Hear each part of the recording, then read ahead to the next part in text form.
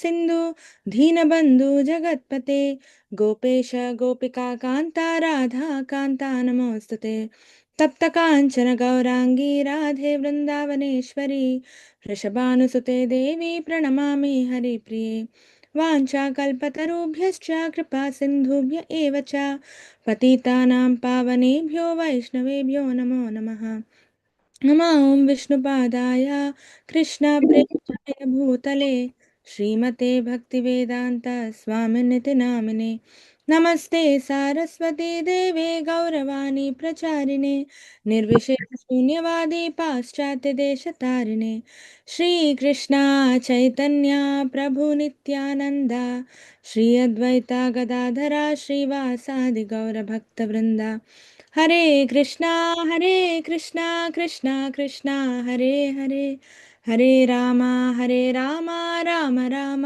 Hare Hare Hare Krishna Krishna Krishna Hare Hare Hare Ram Ram Ram Hare Hare Hare Krishna Krishna Krishna Hare Hare Hare Ram Ram Ram Hare Hare Hare Krishna. So ಇವತ್ತು ಮೊದಲನೇ chapter. Mataji Hare Krishna Mataji. Hare Krishna Mataji. Level 2 ಬರ್ತಾ ಇತ್ತು, ಈಗ ಲಿಂಕ್ ಅಲ್ಲಿ ಇವಾಗ ಫಸ್ಟ್ ಬಂದಿದೆ ಮಾತಾಜಿ. ಬೇರೆನಾ ಇದು ಲೆವೆಲ್ 1 ಕ್ಲಾಸ್ ಮಾತಾಜಿ. ಮಾತಾಜಿ ಇದೇ ಲಿಂಕ್ ಅಲ್ಲೇ ಇಷ್ಟ ದಿನ ಬರ್ತಾ ಇತ್ತು ಮಾತಾಜಿ. ಲೆವೆಲ್ 2 ಬರ್ತಾ ಇತ್ತು. ಟೀಚರ್ಸ್ ನ ಕೇಳಿ ಲೆವೆಲ್ 2 ಲಿಂಕ್ ಅವ್ರು ಕಳಿಸ್ತಾರೆ. ಸದ್ಯ ಇದು level 1 class. Okay Mataji. Hare Krishna Mataji. Okay. So ಎಲ್ಲರಿಗೂ ಒಂದ್ ಪ್ರಶ್ನೆ ಸ್ಟಾರ್ಟ್ ಮಾಡಕ್ಕಿಂತ ಮುಂಚೆ, ಭಗವದ್ಗೀತೆಯಲ್ಲಿ ಎಷ್ಟು ಚಾಪ್ಟರ್ಸ್ ಇದೆ, ಎಷ್ಟು ಅಧ್ಯಾಯಗಳಿದೆ? 18 ಅಧ್ಯಾಯ ಇದೆ. 18 ಅಧ್ಯಾಯ. Very nice. ಸೊ 18 ಅಧ್ಯಾಯ ಆಯ್ತಾ. ಸೊ ಈ ಕ್ಲಾಸ್ ಅಲ್ಲಿ ಒಂದೊಂದ್ ದಿನ ಒಂದೊಂದು ಅಧ್ಯಾಯ ಮಾಡ್ತಿದ್ದೀವಿ. ಸೊ 18 ದಿನಗಳಲ್ಲಿ 18 ಅಧ್ಯಾಯಗಳನ್ನ ನಾವು ತುಂಬಾ ಡೀಟೇಲ್ ಆಗಿ ಮಾಡಲ್ಲ, ಅದರ ಒಂದು ಸಮರಿ ಕೊಡ್ತೀವಿ ಆಯ್ತಾ. ನಾವು ಸೊ ಯಾಕೆ ಅಂದ್ರೆ ನಮ್ ಮುಂದಿನ ಹಂತಗಳಿದಾವಲ್ಲ.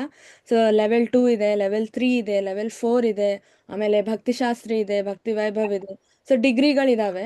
ಸೊ ಆ ಡಿಗ್ರಿಗಳಲ್ಲಿ ನಾವು ಜಾಸ್ತಿ ಓದ್ತೀವಿ ಇದ್ರ ಬಗ್ಗೆ. 1 ಅವರ್ ಅಲ್ಲಿ ಎಷ್ಟು ಮಾಡೋಕ್ಕಾಗುತ್ತೋ ಇವಾಗ ಅಷ್ಟು ಮುಗಿಸ್ತೀವಿ ಆಯ್ತಾ.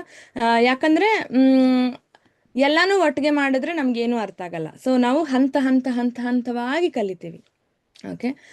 ಸೊ ಇದು ಆರ್ಗನೈಸ್ ಮಾಡಿರೋದು ನಾಮನಿಷ್ಠ ಪ್ರಭು, ಇಸ್ಕಾನ್ ಶ್ರೀ ಶ್ರೀ ರಾಧಾ ಗೋವಿಂದ ದೇವಸ್ಥಾನ, ಮಂಗಳೂರು. ಸೊ ಇವತ್ತಿಂದ ನಮ್ಮ ಈ ಜರ್ನಿ ಸ್ಟಾರ್ಟ್ ಆಗುತ್ತೆ.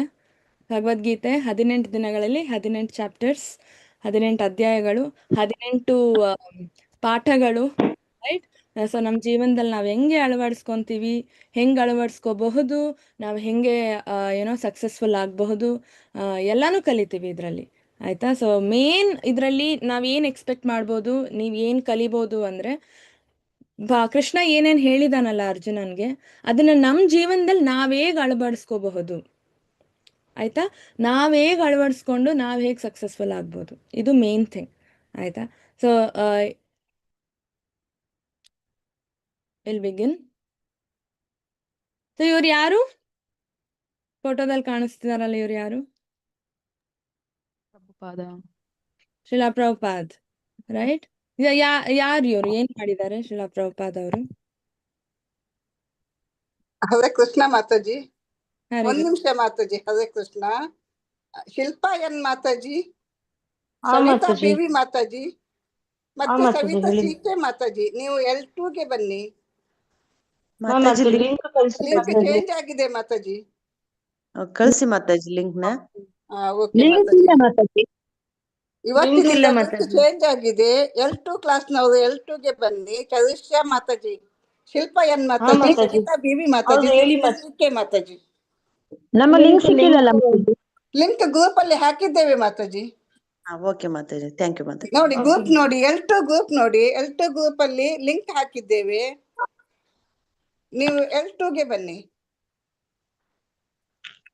ಓಕೆ.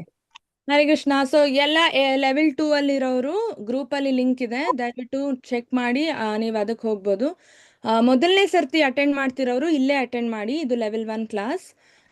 ಹರೇ ಕೃಷ್ಣ. ಸೊ ಶ್ರೀಲ ಪ್ರಭುಪಾದ್ ಅವ್ರು ಏನ್ ಮಾಡಿದ್ರು, ಯಾರಿಗಾದ್ರೂ ಐಡಿಯಾ ಇದೆಯಾ?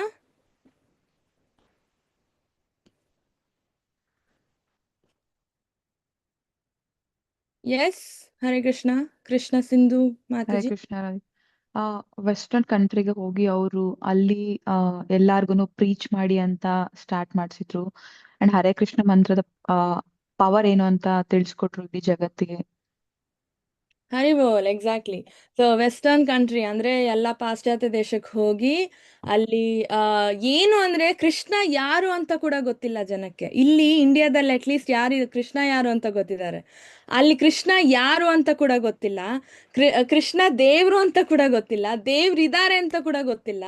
ಆಯ್ತಾ?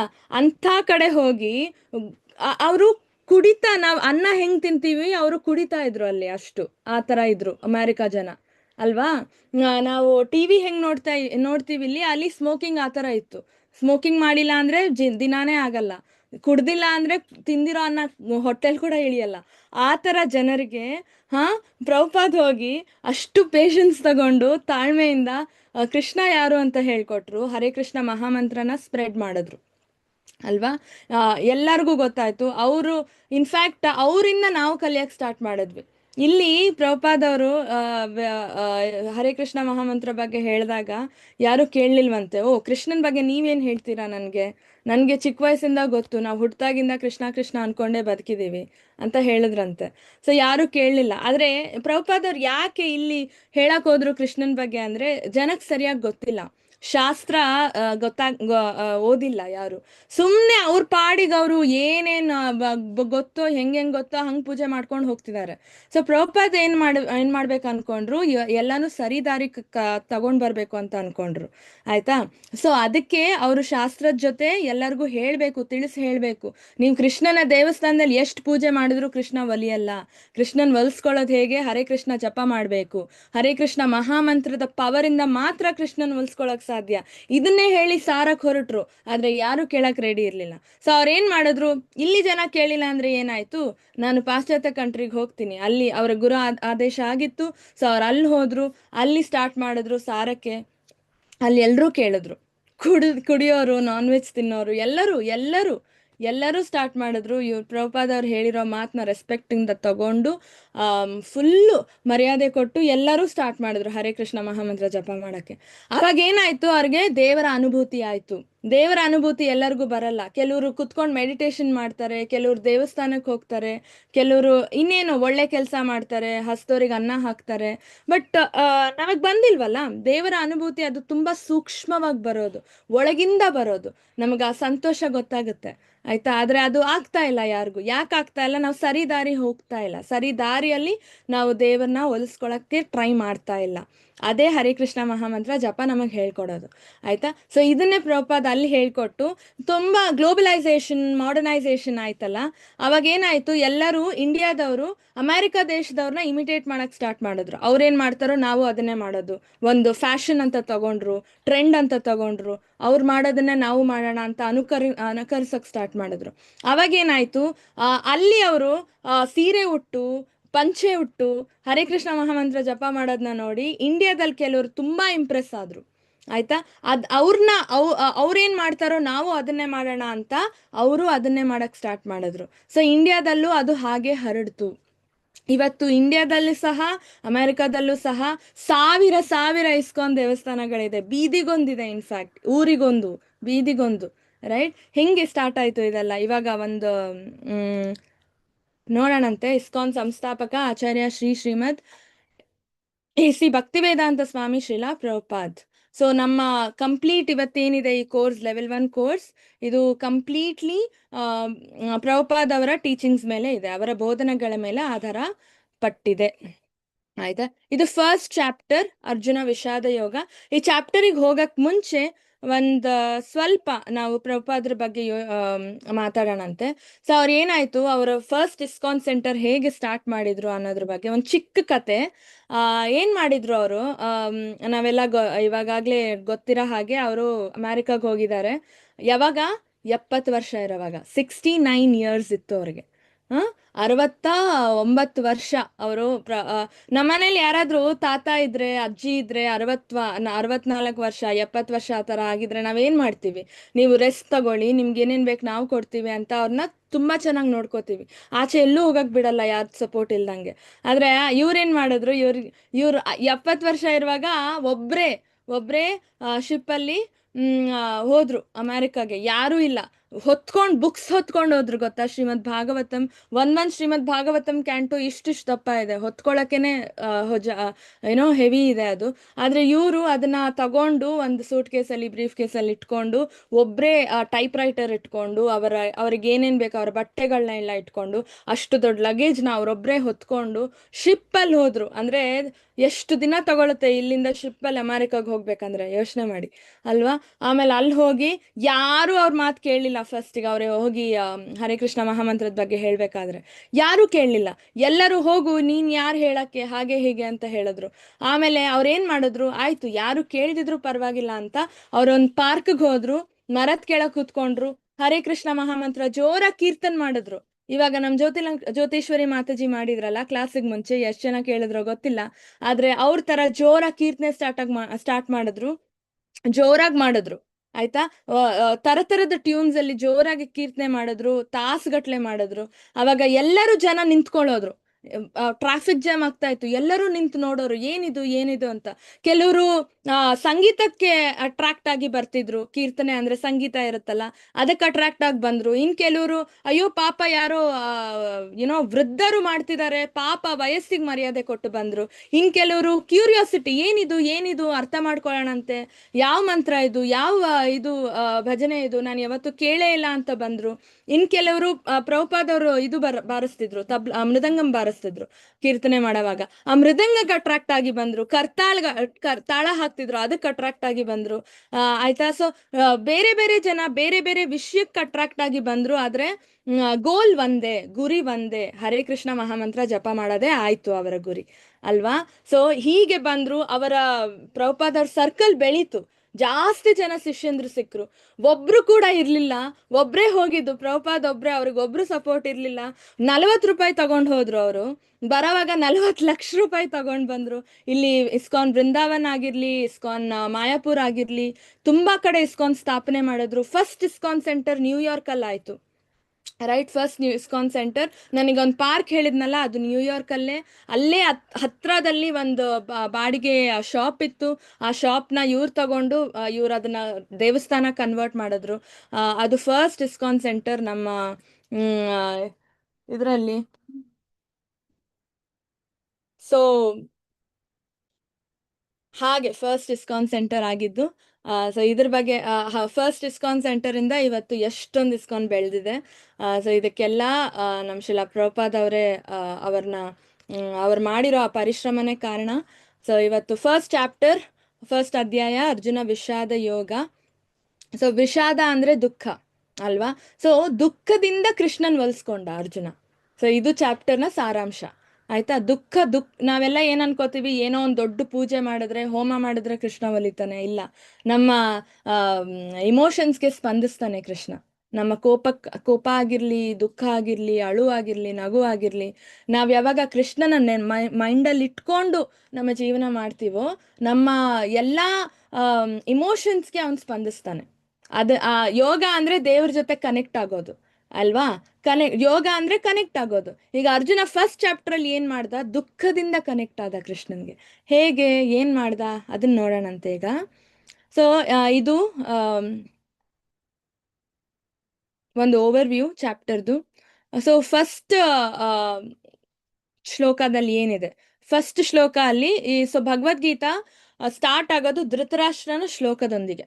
ಧೃತರಾಷ್ಟ್ರ ಸ್ಟಾರ್ಟ್ ಮಾಡ್ತಾನೆ, ಅವನು ಹೇಳಕ್ ಹೋಗ್ತಾನೆ. ಸೊ ಧೃತರಾಷ್ಟ್ರ ಯಾರು?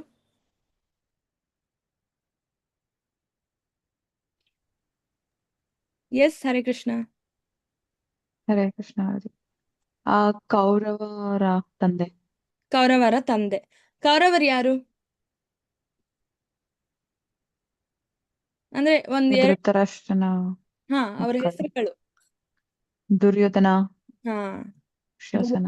ದುಶಾಸನ ಅಲ್ವಾ? ಸೊ ಇದು ಹೆಂಗ್ ಸ್ಟಾರ್ಟ್ ಆಯ್ತು, ಪರಂಪರ ಹೆಂಗ್ ಸ್ಟಾರ್ಟ್ ಆಯ್ತು, ಫ್ಯಾಮಿಲಿ ಟ್ರೀ ಬಗ್ಗೆ ಸ್ವಲ್ಪ ಕಲಿಯೋಣಂತೆ. ಸೊ ಫಸ್ಟ್ ಇದು ಆಮ್, ವ್ಯಾಸದೇವ್, ರೈಟ್? ಸೊ ವ್ಯಾಸದೇವ್ ಅಂಬಾಲಿಕಾ ಅವರ ಆಮ್, ಮ್, ಜೊತೆ ಏನೋ ಅವರು ಮಕ್ಕಳನ್ನ ಪಡೆದ್ರು ಅಲ್ವಾ? ಆ ಮಕ್ಕಳು ಹೆಸರು ಯಾರಾದ್ರೂ ಗೊತ್ತಿದ್ಯಾ?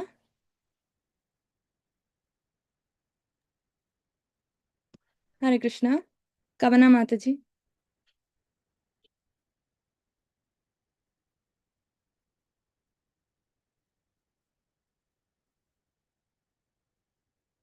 ಗೊತ್ತಿಲ್ಲ? ವಿಚಿತ್ರ ವೀರ್ಯ, ಎಕ್ಸೆಟ್ರಾ ಎಕ್ಸೆಟ್ರಾ, ಇವರೆಲ್ಲ ಪಾಂಡುವಿನ actually. Hare Krishna. Attendance link ಯಾರಾದ್ರೂ ಪೋಸ್ಟ್ ಮಾಡಕ್ಕಾಗತ್ತಾ? ಜ್ಯೋತಿಶ್ವರಿ ಮಾತಾಜಿ. ಮಾತಾಜಿ ನಾನು ಪೋಸ್ಟ್ ಮಾಡಿದ್ದೆ ಮಾತಾಜಿ, 6:30ಗೆ ಪೋಸ್ಟ್ ಮಾಡಿದ್ದೆ. Okay okay okay. Hare Krishna, thank you so much.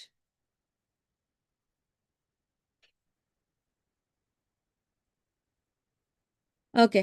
So ಹೀಗೆ ವ್ಯಾಸದೇವಿಂದ ಪಾಂಡುವಿನ ಜನನ ಆಯ್ತು. ಪಾಂಡು ಅಂಡ್ ಧೃತರಾಷ್ಟ್ರ ಅಂಡ್ ಇನ್ನೊಬ್ರು ಯಾರು? ಪಾಂಡು, ಧೃತರಾಷ್ಟ್ರ, ಅವ್ರ 3 ಜನ ಅಲ್ವಾ? ವಿದುರ. ವಿದುರ, ಹರಿ ಬೋಲ್. So Pandu, Vidura and Dhritarashtra. ಧೃತರಾಷ್ಟ್ರ ಇದರಲ್ಲಿ ಹಿರಿಯವರು, ದೊಡ್ಡವರು. ಆಮೇಲೆ ಪಾಂಡು ಸೆಕೆಂಡ್, ಆಮೇಲೆ ಥರ್ಡ್ ವಿದುರ.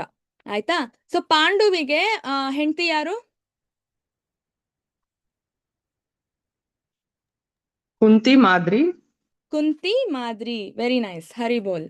ನೆಕ್ಸ್ಟ್ ಧೃತರಾಷ್ಟ್ರನಿಗೆ ಹೆಂಡತಿ ಯಾರು? Gandhari. Gandhari, very nice. Next so ಇವಾಗ ಗಾಂಧಾರಿಗೆ ಎಷ್ಟು ಜನ ಮಕ್ಕಳು? 101. ಅಂದ್ರೆ 100 ಮಕ್ಕಳು ಪ್ಲಸ್ ಇಲ್ಲ. ಒಂದೇ 101, 100 ಜನ ಗಂಡು ಮಕ್ಕಳು, ಒಬ್ಳು ಹೆಣ್ಣು ಹುಡುಗಿ. ಹೆಣ್ಮಕ್ಳು. ಸೊ 101.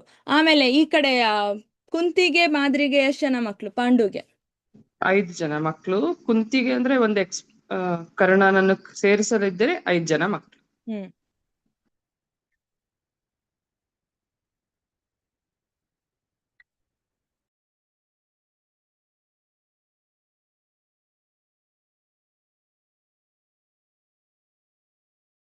ಕುಂತಿಗ್ ಮಕ್ಕಳು ಎಲ್ಲಿಂದ, ಯಾರಿಂದ ಹುಟ್ಟಿದ್ರು? ಸೂರ್ಯದೇವನಿಂದ, ವರುಣ, ಆ ಮತ್ತು ಇಂದ್ರದೇವರಿಂದ ಅರ್ಜುನ, ಹ್ಮ್. ಮತ್ತು ನಕುಲ ಸಹದೇವ ಅಶ್ವಿನಿ ದೇವತೆಗಳಿಂದ ಮಾತಾಜಿ. ಸೊ ಅಶ್ವಿನಿ ದೇವತೆಗಳಿಂದ ಹುಟ್ಟಿರೋ ಮಕ್ಕಳನ್ನ ಕುಂತಿ ಯಾರಿಗ್ ಕೊಟ್ರು? ಮಾದ್ರಿ ಅವರಿಗೆ. ಮಾದ್ರಿ ಅವ್ರಿಗೆ. ಸೊ ಹೀಗೆ ಏನಾಯ್ತು, 5 ಜನ ಮಕ್ಕಳಲ್ಲಿ 3 ಜನ ಕುಂತಿಗೆ, ಮತ್ತೆ 2 ನಕುಲ ಸಹದೇವ ಅವರ ಅವಳಿ ಜವಳಿ ಅಶ್ವಿನಿ ದೇವತೆಗಳಿಂದ ಬಂದಿರೋರ್ನ ಮಾದ್ರಿ ಕೊಟ್ರು. ಆಯ್ತಾ? ಸೊ ಹೀಗೆ ಬೆಳೆಸಕ್ ಸ್ಟಾರ್ಟ್ ಮಾಡಿದ್ರು. ಸೊ ಅರ್ಜುನಗೆ ಇಂದ್ರದೇವ ಅಪ್ಪ, ರೈಟ್? ಸೂರ್ಯದೇವ, ಸೂರ್ಯಪುತ್ರ ಕರ್ಣ, ಅದು ನಾವು ಕನ್ಸಿಡರ್ ಮಾಡಲ್ಲ ಪಾಂಡವರಲ್ಲಿ, ಅಲ್ವಾ? ಸೊ ಫಸ್ಟ್ ಯಮರಾಜನಿಂದ ಹುಟ್ಟಿದ್ದು ಯುಧಿಷ್ಠಿರ, ಅದಾದ್ಮೇಲೆ ಭೀಮ ವಾಯುದೇವನಿಂದ ಹುಟ್ಟಿದ್ದು, ಆಮೇಲೆ ಅರ್ಜುನ ಇಂದ್ರದೇವನಿಂದ ಹುಟ್ಟಿದ್ದು, ಆಮೇಲೆ ನಕುಲ ಅಂಡ್ ಸಹದೇವ ಅಶ್ವಿನಿ ದೇವತೆಗಳಿಂದ ಹುಟ್ಟಿದ್ದು. ಇದು ಗೊತ್ತಾಯ್ತಲ್ಲ? ಸೊ ಇಷ್ಟು. ಇವಾಗ ಗಾಯದಿಗಳಾಗ್ತಾರೆ. ದುರ್ಯೋಧನ ಅಂಡ್ ಅವರು ಕೌರವರು ಅಂತ, ಆಮೇಲೆ ಪಾಂಡವರು ಅಂತ. ಯಾಕಂದ್ರೆ ಪಾಂಡುಪುತ್ರರನ್ನ ಪಾಂಡವರು ಅಂತ ಕರೀತಾರೆ. ಕುರು ವಂಶದಲ್ಲಿ ಅವ್ರನ್ನ ಕನ್ಸಿಡರ್ ಮಾಡಲ್ಲ ಧೃತರಾಷ್ಟ್ರ, ಅಲ್ವಾ? ಯಾಕಂದ್ರೆ ತಂಡೇನ್ ಕಲ್ಕೋತಾರೆ ಪಾಂಡವರು, ಅವ್ರ ಫಾರೆಸ್ಟ್ ಅಲ್ಲಿ ಇರ್ತಾರೆ, ವನವಾಸಕ್ಕೆ ಹೋಗಿ ಕಳ್ಸಿರ್ತಾರೆ.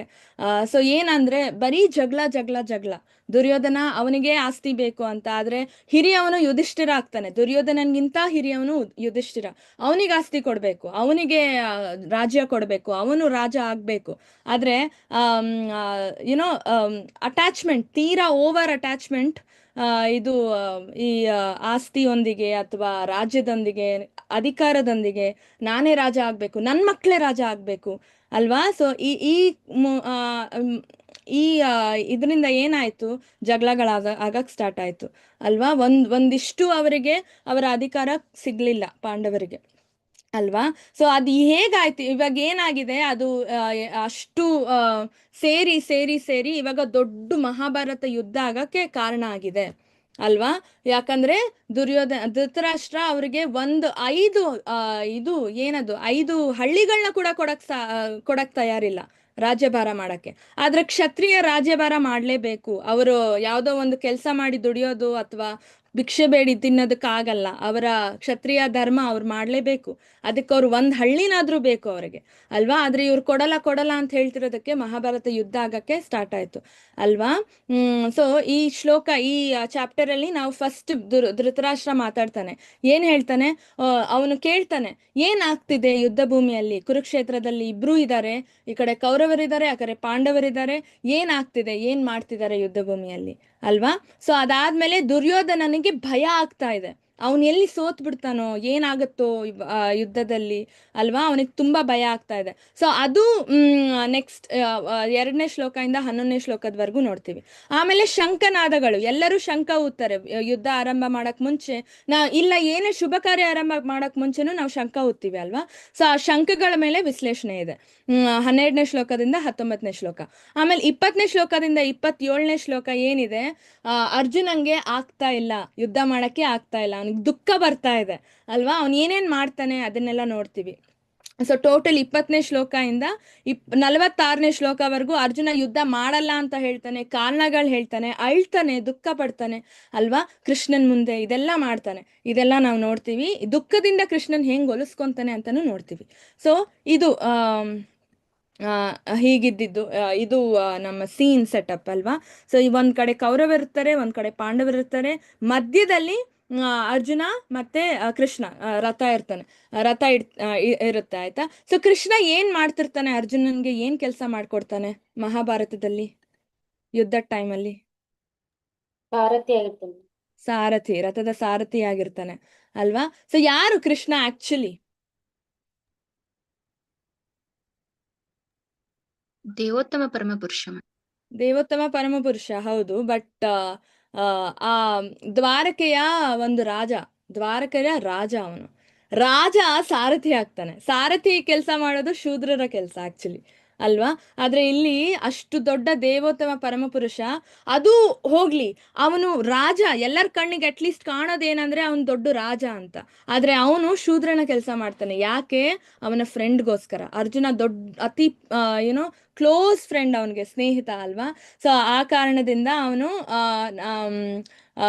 ಅರ್ಜುನ ಕೇಳ್ತಾನೆ, ನೀನ್ ನನ್ ಜೊತೆ ಇರು ಯುದ್ಧದ ಟೈಮಲ್ಲಿ, ನನಗ್ ನಿನ್ನ ಆಯುಧಗಳು ಬೇಡ, ನನಗ್ ನಿನ್ ಸೈನ್ಯ ಬೇಡ, ನನಗ್ ನಿನ್ನ ಬೇರೆ ಏನೂ ಬೇಡ, ನನಗೆ ನೀನ್ ಬೇಕು, ನಿನ್ನ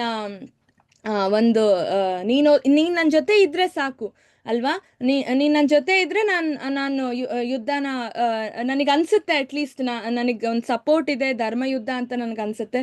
ನೀನ್ ನನ್ ಜೊತೆಗಿರೋ ಅಂತ ಕೇಳಿದ್ದಕ್ಕೆ ಅವ್ನ್ ಹಿಂದೆ ಮುಂದೆ ನೋಡಲ್ಲ ಶೂದ್ರನ್ ಕೆಲಸ ಮಾಡಕ್ಕೂ ಕೃಷ್ಣ ಅಲ್ವಾ? ಅಂದ್ರೆ ಭಕ್ತರಿಗೋಸ್ಕರ ಅವ್ನ್ ಏನಾದ್ರೂ ಮಾಡ್ತಾನೆ ಅಲ್ವಾ? ಕೃಷ್ಣ ಭಕ್ತರಿಗೋಸ್ಕರ ಏನಾದ್ರೂ ಮಾಡ್ತಾನೆ, ಅದನ್ನ ನಾವಿಲ್ಲಿ ನೋಡ್ತೀವಿ ಆಯ್ತಾ? ಸೊ ಇಲ್ಲಿ ಒಂದ್ ಕಡೆ ಬೇರೆ ಬೇರೆ ಜನರು ಯುದ್ಧ ಭೂಮಿನ ಹೆಂಗೆ ನೋಡ್ತಾರೆ, ಹೆಂಗ್ ಪ್ರತಿಕ್ರಿಯೆ ಮಾಡ್ತಾರೆ ಅಂತ ಇದು ಒಂದ್ ಕಡೆ ಧೃತರಾಷ್ಟ್ರ ಏನಾಗ್ತಿದೆ ಅಂತ ಒಂದು ತಳಮಳ ಅವನಿಗೆ. ಅಕಸ್ಮಾತ್ ರಾಜಿ ಆಗ್ಬಿಟ್ರೆ ಏನ್ ಗತಿ ಅಲ್ವಾ? ಅವಾಗ ಪಾಂಡವರಿಗೆ ರಾಜ್ಯ ಹೋಗುತ್ತೆ, ನಮ್ ಮಕ್ಳಿಗೆ ಏನು ಸಿಗಲ್ಲ. ಅಂದ್ರೆ ಬೇರೆ ಬೇರೆ ಮಾಡ್ತಾನೆ. ಪಾಂಡು ಪಾಂಡುರಾಜ ಸತ್ಮೇಲೆ ಪಾಂಡವರ್ನ ಇವನೇ ಮಕ್ಳ ತರ ನೋಡ್ಕೋಬೇಕಿತ್ತು ಧೃತರಾಷ್ಟ್ರ, ಆದ್ರೆ ನೋಡ್ಕೋತಾ ಇಲ್ಲ ಅಲ್ವಾ? ಸೊ ಬೇರೆ ಬೇರೆ ಮಾಡ್ತಿದ್ದಾನೆ, ಕೌರವರ್ ಬೇರೆ ಪಾಂಡವರ್ ಬೇರೆ ಅಂತ ಅಲ್ವಾ? ಸೊ ಅವನು ಒಂದ್ ರೀತಿ ತಳಮಳದಿಂದ ನೋಡ್ತಾ ಇದ್ದಾನೆ ಯುದ್ಧ ಭೂಮಿನ. ಇಲ್ಲಿ ಇನ್ನೊಬ್ನು ದುರ್ಯೋಧನ ಹೆಂಗ್ ನೋಡ್ತಿದ್ದಾನೆ? ಭಯದೊಂದಿಗೆ ನೋಡ್ತಾ ಇದ್ದಾನೆ. ಅಕಸ್ಮಾತ್ ನಾವು ಸೋತ್ ಬಿಟ್ರೆ ಏನ್ ಮಾಡೋದು ಅಲ್ವಾ? ಈ ತರ ಭಯದಿಂದ ನೋಡ್ತಿದ್ದಾನೆ. ಅಷ್ಟು ಜನ ಒಳ್ಳೆ ಇದಾರೆ ನಮ್ಮ ಇದ್ರಲ್ಲಿ. ಭೀಷ್ಮ ಇದ್ದಾನೆ, ಆಮೇಲೆ ಅಲ್ವಾ ದೊಡ್ಡವ್ರು ಅವರೆಲ್ಲ. ಆದ್ರೆ ಆದ್ರೂ ನಾವು ಸೋತ್ ಬಿಟ್ರೆ ಏನ್ ಮಾಡೋದು ಅಂತ ಅವನು. ಇಲ್ಲಿ ಮಧ್ಯದಲ್ಲಿ ಅರ್ಜುನ, ನಾನು ಇವ್ರನ್ನ ಹೇಗೆ ಫೇಸ್ ಮಾಡ್ಲಿ? ನನ್ನ ಗುರುದೇವ ದ್ರೋಣಾಚಾರ್ಯ, ನನ್ನ ತಾತ ಅಲ್ವಾ ಭೀಷ್ಮದೇವ್, ಇವ್ರನ್ನೆಲ್ಲ ನಾನು ಕೊಲೆ ಮಾಡಕ್ಕಾಗತ್ತೆ ಯುದ್ಧದಲ್ಲಿ ಅಲ್ವಾ? ಇವ್ರ ಜೊತೆನೆ ನಾನು ಹೆಂಗೆ ಫೈಟ್ ಮಾಡ್ಲಿ ಅಂತ ಅವರು ಅರ್ಜುನ ನೋಡ್ತಾ ಇದ್ದಾನೆ ಅಲ್ವಾ. ಸೊ 3 ಜನ 3 ಥರದಲ್ಲಿ ಪ್ರತಿಕ್ರಿಯೆ ಮಾಡ್ತಾ ಇದ್ದಾರೆ ಯುದ್ಧ ಭೂಮಿಗೆ ಅಲ್ವಾ. ಸೊ ಇವಾಗ ಫಸ್ಟ್ ಶ್ಲೋಕ ಇದು. ಈ ಶ್ಲೋಕನ್ ಕೂಡ ನಾವು ಕಲಿತೀವಿ. ಧೃತರಾಷ್ಟ್ರ ಉವಾಚ ಧರ್ಮಕ್ಷೇತ್ರೇ ಕುರುಕ್ಷೇತ್ರೇ ಸಮವೇತಾಯುತ್ಸವ ಮಾಮಕ ಪಾಂಡವಶ್ಚೈವ ಕಿಂ ಅಕುರ್ವತ ಸಂಜಯ. ಸೊ ಏನು ಧೃತರಾಷ್ಟ್ರನು, ಹೇ ಸಂಜಯ, ಯುದ್ಧಾಪೇಕ್ಷೆಯಿಂದ ನನ್ನ ಮಕ್ಕಳು ಮತ್ತು ಪಾಂಡವರು ಧರ್ಮಕ್ಷೇತ್ರದಲ್ಲಿ ಸೇರಿ ಏನ್ ಮಾಡ್ತಿದ್ದಾರೆ, ಅದು ಮೇನ್ ಕ್ವೆಶನ್. ಧೃತರಾಷ್ಟ್ರ ಏನ್ ಮಾಡ್ತಿದ್ದಾರೆ ಅಲ್ವಾ. ಸೊ ಏನ್ ಅವ್ನ್ ನೋಡಿ ಮುಖದ ಮೇಲೆ ಇರೋ ಎಕ್ಸ್ಪ್ರೆಷನ್ ನೋಡಿ ಅಲ್ವಾ, ಫುಲ್ ತಳಮಳ. ಅವನಿಗೆ ಏನಾಗ್ತಿದೆ, ಯಾಕೆ ಅಕಸ್ಮಾತ್ ರಾಜಿ ಆಗ್ಬಿಟ್ರೆ ಏನ್ ಗತಿ ಅಲ್ವಾ. ಸೊ ಈ ತರ ಅವನ್ ಕೇಳಿರೋ ಪ್ರಶ್ನೆನ ಇಲ್ಲಿ ನಾವು ಹೋಲಿಕೆ ಮಾಡ್ಬೋದು. ಈಗ ಹಾಲ್ ಕಾಯ್ಸಕ್ಕಿಟ್ರೆ ಅಕಸ್ಮಾತ್ ಹಾಲ್ ಒಡೆದೋದ್ರೆ ಏನ್ ಮಾಡ್ತೀರಾ ಹಾಲ್ನಲ್ಲಿ? ಇವಾಗ ಆಗ್ಲೇ ಹೊಡೆದಿದೆ ಸಂಸಾರ ಅಲ್ವಾ, ಹುಳಿ ಹಿಂಡಿ ಹಾಲ್ ಕಂಪ್ಲೀಟ್ ಹೊಡೆದಿದೆ ಅವರ ಫ್ಯಾಮಿಲಿ ಕಂಪ್ಲೀಟ್ ಹೊಡೆದೋಗಿದೆ. ಆ ಕಡೆ ಒಂದ್ ಭಾಗ ಈ ಕಡೆ ಒಂದ್ ಭಾಗ ಆಗಿದೆ. ಇವಾಗ ಏನ್ ಮಾಡಕ್ಕಾಗತ್ತೆ? ಇವನೇ ಹೊಡೆಯೋಕ್ ಕಾರಣ ಆದ ಧೃತರಾಷ್ಟ್ರ. ಇಬ್ಬರನ್ನು ಈಕ್ವಲ್ ಅಪರ್ಚುನಿಟಿ ಕೊಡ್ಲಿಲ್ಲ. ಇವನೇ ಹೊಡೆಯೋಕ್ ಕಾರಣ ಆಗಿ ಕೊನೆಗೇನಾಯ್ತು, ಇವಾಗ ಇದು ಇಷ್ಟು ದೊಡ್ಡ ಮಹಾಭಾರತ ಯುದ್ಧ ಆಗಕ್ ಕಾರಣ ಆಯ್ತು ಅಲ್ವಾ. ಸೊ ಹೀಗೆ ಇವಾಗ ಬಂದ್ಬಿಟ್ಟು ಧೃತರಾಷ್ಟ್ರ ಏನಾಗ್ತಿದೆ ಹೊಡೆದಿರೋ ಹಾಲಿಂದ ಏನ್ ಮಾಡಕ್ಕಾಗತ್ತೆ? ರಸಗುಲ್ಲ ಮಾಡ್ಕೊಂಡು ತಿಂತಾರ? ಇಲ್ವಲ್ಲ. ಸೊ ಆ ಥರ ಹೋಲಿಸ್ತಾ ಇದೀವಿ ಇದಕ್ಕೆ ಆಯ್ತಾ. ಹೊಡೆದಿರೋ ಹಾಲ್ನಲ್ಲಿ ಏನ್ ಮಾಡಕ್ಕಾಗತ್ತೆ? ಇವನೇ ಹೊಡೆಯಕ್ ಕಾರಣ ಆದ. ಸೊ ಇದನ್ನ ನಾವು ಹೋಲಿಸ್ತೀವಿ ಇಲ್ಲಿ. ಹಾಲ್ನ ಧರ್ಮಕ್ಷೇತ್ರಕ್ಕೆ ಹೋಲಿಸ್ತೀವಿ. ಮಾಮಕ ಪಾಂಡವಶ್ಚೈವ ಅಲ್ವಾ. ಮಾಮಕ ಅಂದ್ರೆ ನನ್ ಮಕ್ಳು ಪಾಂಡವರು ಅಂತ ಹೇಳ್ತಾನೆ. ಅಂದ್ರೆ ಅಲ್ಲಿ ಆಯ್ತು, ಹಾಲ್ ಹೊಡಿತು ಅಲ್ಲಿ ಅಲ್ವಾ. ಕಿಮ್ಮ ಕುರ್ವತ, ಏನ್ ಮಾಡ್ತಿದ್ದಾರೆ ಅಲ್ವಾ, ಅದನ್ನ ರಸಗುಲ್ಲಾಗ್ ಹೋಲಿಸಿದ್ದಾರೆ. ಆಮೇಲೆ ಯುದ್ಧ ಭೂಮಿ. ಸೊ ಇದು ನಿಮಗೆಲ್ಲರಿಗೂ ಪ್ರಶ್ನೆ, ನೀವು ಚಾಟಲ್ ಹಾಕ್ಬೋದು. ಯುದ್ಧ ಭೂಮಿಯನ್ನು ಅವನು ಹೇಗೆ ನೋಡುತ್ತಿದ್ದಾನೆ, ಧೃತರಾಷ್ಟ್ರ ಹೇಗ್ ನೋಡ್ತಿದ್ದಾನೆ? ಇವಾಗ ನಿಮ್ಗೆ ಅರ್ಥ ಆಗಿರೋದ್ರಲ್ಲಿ ನಿಮ್ಗೆ ಏನ್ ಅನ್ಸುತ್ತೆ? ನೀವು ಚಾಟಲ್ ಆದ್ರೂ ಹಾಕ್ಬೋದು, ನೀವು ಹಾಗೆ ಹೇಳ್ಬೋದು. ಯಾರಾದ್ರೂ ಹೇಗ್ ನೋಡ್ತಿದ್ದಾನೆ ಅವನು ಯುದ್ಧ ಭೂಮಿನ? ತಮ್ಮ ಮಕ್ಕಳ ಭವಿಷ್ಯ ರೀತಿಯಲ್ಲಿ ತಮ್ಮ ಮಕ್ಕಳ ಭವಿಷ್ಯದ ರೀತಿಯಲ್ಲಿ ನೋಡ್ತಿದ್ದಾನೆ. ಅಂದ್ರೆ ಅವನು ಅನ್ಯಾಯಕ್ಕೆ ಸಪೋರ್ಟ್ ಮಾಡ್ತಿದ್ದಾನೆ ಅಂತ ಒಪ್ಕೋತೀರಾ ಯಾರಾದ್ರೂ? ಹೌದು. ಹೌದು ಮಾತಾಜಿ. ಅಧರ್ಮ ಅನ್ಯಾಯಕ್ಕೆ ಸಪೋರ್ಟ್ ಮಾಡ್ತಿದ್ದಾನೆ. ಯಾಕಂದ್ರೆ ಅವನು ಮಕ್ಳಿಗೋಸ್ಕರ ಏನು ಮಾಡಕ್ ತಯಾರು ಅವನು ಅಲ್ವಾ. ಸೊ ಹಾಗಿದ್ದಾನೆ. Next question.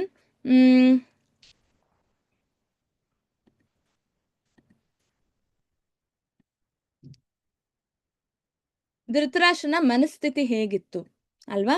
ಸೊ ಇದನ್ನ ನಾವು ಅರ್ಥ ಮಾಡ್ಕೊಳ್ಳೋಣಂತೆ. ಅನುಮಾನಾಸ್ಪದ, ಆವಾಗ್ಲೇ ಹೇಳ್ದೆ ನಾನು, ಯುದ್ಧ ಆಗ್ತಿದ್ಯಾ ಇಲ್ವಾ, ಏನ್ ರಾಜಿ ಆಗ್ತಿದಾರ, ಎಲ್ಲರೂ ನಮ್ಮ ಮಕ್ಳು ಒಪ್ಕೊಂಡು ಯುಧಿಷ್ಠಿರನಿಗೆ ಆಸ್ತಿ ಕೊಟ್ಬಿಡ್ತಾರ ಅಥವಾ ರಾಜ್ಯ ಕೊಟ್ಬಿಡ್ತಾರ ಅಲ್ವಾ. ಸೊ ಅನುಮಾನಾಸ್ಪದವಾಗಿತ್ತು ಕುರುಕ್ಷೇತ್ರದಲ್ಲಿ. ಅದು ಯಾಕಂದ್ರೆ ಧರ್ಮಕ್ಷೇತ್ರ ಕುರುಕ್ಷೇತ್ರ ಅಂತ ಹೇಳ್ತಾನೆ ಅವನು. ಧರ್ಮಕ್ಷೇತ್ರ ಅಂದ್ರೆ ಪುಣ್ಯಕ್ಷೇತ್ರ. ಕುರುಕ್ಷೇತ್ರ ಭೂಮಿ ಯುದ್ಧ ಭೂಮಿ ಏನಿದೆ ಅದು ಪುಣ್ಯಕ್ಷೇತ್ರ. ಅಂದ್ರೆ ಪುಣ್ಯ ಮಾಡಿದವ್ರಿಗೆ ಮಾತ್ರ ಸಪೋರ್ಟ್ ಮಾಡುತ್ತೆ, ದೇವರ ಭಕ್ತರಿಗೆ ಮಾತ್ರ ಸಪೋರ್ಟ್ ಮಾಡುತ್ತೆ. ಅಂತ ಭೂಮಿಯಲ್ಲಿ ಇವರು ಯುದ್ಧ ಮಾಡ್ತಿದ್ದಾರೆ ಅಂದ್ರೆ ಇದ್ರಲ್ಲಿ ದೇವ್ರ ಭಕ್ತರು ಯಾರು? ಪಾಂಡವರು ಮಾತ್ರ. ಒಳ್ಳೆಯವ್ರು ಯಾರು? ಧರ್ಮ ಮಾಡಿದವ್ರು ಯಾರು? ಪಾಂಡವರು ಮಾತ್ರ. ಸೊ ಅಂದ್ರೆ ಆ ಭೂಮಿನೇ ಪಾಂಡವರಿಗೆ ಸಪೋರ್ಟ್ ಮಾಡುತ್ತೆ, ನನ್ ಮಕ್ಳಿಗೆ ಏನೂ ಸಿಗಲ್ಲ ಅಲ್ವಾ. ಆಮೇಲೆ ನಮ್ಮ ಸೈನ್ಯ ಹೇಗೆ ಗೆಲ್ಲುತ್ತೆ? ಸೊ ಅನುಮಾನ. ನೆಕ್ಸ್ಟ್ ಭಯ, ತುಂಬಾ ಭಯ ಆಗ್ತಾ ಇದೆ ಅವನಿಗೆ. ಅನ್ಯಾಯ ಮತ್ತೆ ಬಾಂಧವ್ಯದಿಂದಾಗಿ, ಅಂದ್ರೆ ಅಧರ್ಮಕ್ಕೆ ಸಪೋರ್ಟ್ ಮಾಡ್ತಿದ್ದಾನೆ. ಮಕ್ಕಳು ಅನ್ನೋ ಕುರುಡ ಬಾಂಧವ್ಯ ಅವನಿಗೆ. ಅವನಿರೋದೇ ಕುರುಡ, ಆದ್ರೆ ಇವನು ಧರ್ಮದ ರೀತಿಯಲ್ಲೂ ಕುರುಡ ಆಗ್ತಾನೆ. ಇವನು ಯುಧಿಷ್ಠಿರ ಬರೀ ಕಣ್ಣು ಕುರುಡಲ್ಲ, ಧರ್ಮ ಜ್ಞಾನ ಕೂಡ ಕುರುಡಾಗುತ್ತೆ. ಅವನು ಮೋಹದಲ್ಲಿ ಬೀಳ್ತಾನೆ. ನನ್ನ ಮಗ, ನನ್ನ ಮಕ್ಕಳು ಅನ್ನೋ ಮೋಹದಲ್ಲಿ ಬಿದ್ದು ಏನಾಗತ್ತೆ, ನನ್ನ ಮಕ್ಕಳು ಕೆಟ್ಟೋರಾದ್ರೂ ಪರವಾಗಿಲ್ಲ, ಅಧರ್ಮಿ ಆದ್ರೂ ಪರವಾಗಿಲ್ಲ, ಅವರೇ ರಾಜ್ಯ ತಗೋಬೇಕು ಅಲ್ವಾ. ಅದಕ್ಕೆ ಅವನಿಗೆ ಭಯ ಆಗ್ತಾ ಇದೆ. ಓ, ನನ್ನ ಮಕ್ಕಳು ಅಧರ್ಮ ಮಾಡಿದ್ದಾರೆ, ನನ್ನ ಮಕ್ಳಿಗೆ ಸಪೋರ್ಟ್ ಮಾಡ್ತಾ ಇದ್ದೀನಿ, ಅಕಸ್ಮಾತ್ ಯುದ್ಧದಲ್ಲಿ ಸೋತ್ರೆ ಏನ್ ಮಾಡೋದು ಅಲ್ವಾ. ಇವಾಗ ಏನಾಗತ್ತೆ, ಅವನಿಗೆ ಪಕ್ಷಪಾತ, ಪಾರ್ಶಿಯಾಲಿಟಿ ಮಾಡ್ತಿದ್ದಾನೆ. ನಾನು ಮತ್ತು ನನ್ನದು ಅನ್ನೋ ಮನಸ್ಥಿತಿ. ಕಂಡೋರ್ ಬಗ್ಗೆ ನನಗ್ ಬೇಕಾಗಿಲ್ಲ, ನನ್ ಮಕ್ಳು ಮಾತ್ರ ಚೆನ್ನಾಗಿರ್ಬೇಕು, ಪಾಂಡವರು ಚೆನ್ನಾಗಿರ್ಬಾರ್ದು ಅನ್ನೋ ಮನಸ್ಥಿತಿ ಅಲ್ವಾ. ಸೊ ಇದು ಐಹಿಕ ಅಂದ್ರೆ ತುಂಬಾ ಭೌತಿಕ, ಮೆಟೀರಿಯಲಿಸ್ಟಿಕ್ ಅಂತ ಹೇಳ್ತೀವಲ್ಲ, ಸ್ಪಿರಿಚುವಲ್ ಅಲ್ಲ, ಅದು ಮೆಟೀರಿಯಲಿಸ್ಟಿಕ್, ಬರೀ ಅಟ್ಯಾಚ್ಮೆಂಟ್ ಅಲ್ವಾ. ಸೊ ಬಾಂಧವ್ಯ ವಿರುದ್ಧ ವಾತ್ಸಲ್ಯ, ನಾವೀಗಾಗಲೇ ಇದನ್ನ ಡಿಸ್ಕಸ್ ಮಾಡಿದ್ವಿ ಅಲ್ವಾ? ಮಕ್ಕಳು ಅನ್ನೋ ಕುರುಡು ಫೋರ್ಸ್ಡ್ ಅಟ್ಯಾಚ್ಮೆಂಟ್, ಕುರುಡು ಬಾಂಧವ್ಯ ಮಕ್ಕಳ ಜೊತೆ. ಅವ್ರು ಏನೇ ಮಾಡಿದ್ರು ಸರಿ ಅಂತ ಹೇಳೋದು. ನಮ್ಮ ಮನಸ್ಸನ್ನು ದುರ್ಯೋಧನನಿಗೆ ಹೋಲಿಕೆ ಮಾಡಿ ಮತ್ತು ನಮ್ಮನ್ನು ಧೃತರಾಷ್ಟ್ರನಿಗೆ. ನಾವು ಈ ತರ ಕುರುಡರಾಗಿದ್ದೀವಿ ಎಲ್ಲರೂ, ಆಲ್ಮೋಸ್ಟ್ ಎಲ್ಲರೂ ಅಲ್ವಾ? ನಾವು ಡೀಪ್ ಆಗಿ ಯೋಚನೆ ಮಾಡಿದ್ರೆ, ನಮ್ಮ ಹಾರ್ಟ್ನಲ್ಲಿ ನಾವು ಕೇಳಿದ್ರೆ, ನಮ್ಮ ಹೃದಯನ, ನಾವೆಲ್ಲರೂ ಧರ್ಮಕ್ಕೆ ಕುರುಡರಾಗಿದ್ದೀವಿ ಆಕ್ಚುಲಿ ಅಲ್ವಾ? ನಮ್ಮ ಮೈಂಡಲ್ಲಿ ಬರುತ್ತೆ, ಓ ಹೌದು, ಧರ್ಮಕ್ಕೆ ಸಪೋರ್ಟ್ ಮಾಡಬೇಕು, ನಾವು ಮಾಡ್ತಿರೋದು ತಪ್ಪು ಅಂತ ಎಷ್ಟು ಜನಕ್ಕೆ ನಮಗೆಲ್ಲ ಗೊತ್ತಾಗುತ್ತೆ. ಆದ್ರೂ ಏನಾಗುತ್ತೆ, ಯಾವುದೋ ಒಂದು ಹೃದಯದ ಮೂಲೆಯಲ್ಲಿ ನಮ್ಗೇನು ಅನ್ಸುತ್ತೆ, ಇರ್ಲಿ ಬಿಡು ಏನಾಗಲ್ಲ ಅಲ್ವಾ, ಮಾಡಿದ್ರೆ ಏನ್ ತಪ್ಪಿಲ್ಲ, ಇರ್ಲಿ ಏನಾಗುತ್ತೆ. ಆ ಕ್ಷಣದ ಖುಷಿಗೆ ನಾವು ಬೆಲೆ ಕೊಡ್ತೀವಿ ಜಾಸ್ತಿ ಅಲ್ವಾ? ಧರ್ಮಕ್ಕೆ ನಾವು ಕುರುಡರಾಗಿದ್ದೀವಿ ಕಂಪ್ಲೀಟ್ ಆಗಿ. ಯಾಕೆ? ಶಾಸ್ತ್ರಾಭ್ಯಾಸ ಮಾಡಿಲ್ಲ, ಶಾಸ್ತ್ರದ ಬಗ್ಗೆ ಗೊತ್ತಿಲ್ಲ, ನಮಗೊಂದು ಗೈಡ್ ಇಲ್ಲ, ಹೇಳ್ಕೊಡೋರಿಲ್ಲ ಗುರುಗಳು ಮನೆಯಲ್ಲಿ. ಆ ಕಾಲದಲ್ಲಿ ಶಾಸ್ತ್ರಾಭ್ಯಾಸ ಮನೆಯಿಂದ ಸ್ಟಾರ್ಟ್ ಆಗ್ತಿತ್ತಂತೆ, ಅಪ್ಪ ಅಮ್ಮ ಹೇಳ್ಕೊಡ್ತಾ ಇದ್ರು. ಇವಾಗ ಕಾಲ ತುಂಬಾ ಚೇಂಜ್ ಆಗಿದೆ ಅಲ್ವಾ? ಸೊ ಗೊತ್ತಿದೆ ತಪ್ಪು ಅಂತ, ಆದ್ರೂ ಕುರುಡರಾಗ್ತೀವಿ, ಅಧರ್ಮನ್ ಮಾಡಕ್ ಹೋಗ್ತೀವಿ ಅಲ್ವಾ? ಸೊ ನಾವೆಲ್ಲರೂ ಧೃತರಾಷ್ಟ್ರರೇ ಹಾಗಿದ್ರೆ ಅಲ್ಲ, ನಾವೆಲ್ಲರೂ ಧೃತರಾಷ್ಟ್ರರೇ. ಸೊ ಇದನ್ನ ಹೇಗೆ ಸಾಲ್ವ್ ಮಾಡಬೇಕು, ನಾವು ಹೇಗೆ ಒಳ್ಳೆ ರೀತಿಯಿಂದ ಬದುಕಬೇಕು ಜೀವನದಲ್ಲಿ, ಇದು ಈ ಚಾಪ್ಟರಿಂದ ನಾವು ಕಲ್ತ್ಕೋಬಹುದು ಅಲ್ವಾ? ಸೊ ಅತೃಪ್ತಿ ಮತ್ತು ಅಧರ್ಮದ ನಡುವಿನ ಸಂಬಂಧ ಯಾರಾದ್ರೂ ಹೇಳಕ್ಕಾಗತ್ತಾ? ಅತೃಪ್ತಿ ಮತ್ತು ಅಧರ್ಮದ ನಡುವಿನ ಸಂಬಂಧ ಹೇಗಿದೆ? ಇದ್ರ ನಡುವಿನ ಸಂಬಂಧ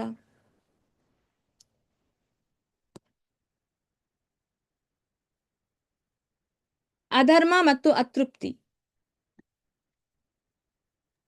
ಅತೃಪ್ತಿ ಅಧರ್ಮಕ್ಕೆ ದಾರಿ ಮಾಡಿಕೊಡ್ತದ ಮಾತಾಜಿ. ನಮ್ಮಲ್ಲಿ ಒಂದು ಪಡಿಬೇಕಂತ ಆಗುದಿಲ್ಲ ಅಂತ ಆಗುವಾಗ ನಾವು ಅಧರ್ಮದ ಕಡೆ ಹೋಗ್ತೇವ ಏನ ಅಂತ ಅನಿಸ್ತಾ. ಹರಿಬೋಲ್, ವೆರಿ ನೈಸ್. ಹೌದು, ಅತೃಪ್ತಿ ಎಷ್ಟು ಇರುತ್ತೆ, ಅಧರ್ಮ ಅಷ್ಟು ಜಾಸ್ತಿ ಆಗ್ತಾ ಹೋಗುತ್ತೆ.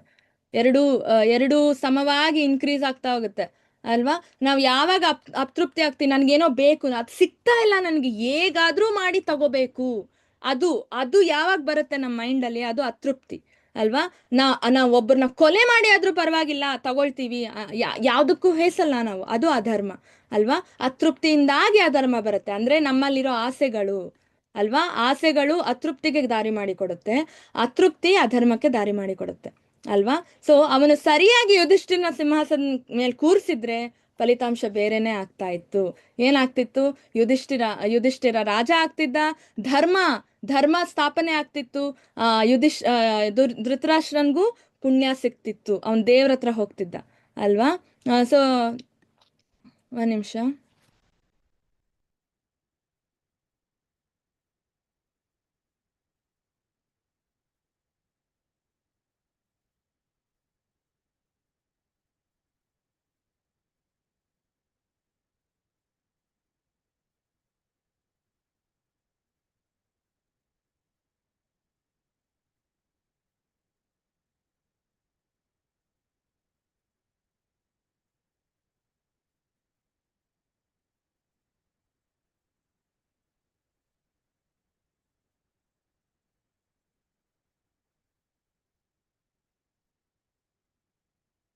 ಓಕೆ, ಹರಿಕೃಷ್ಣ. ಸೊ ಇವಾಗ ನೆಕ್ಸ್ಟ್ ದುರ್ಯೋಧನ ಹೇಳ್ತಾನೆ.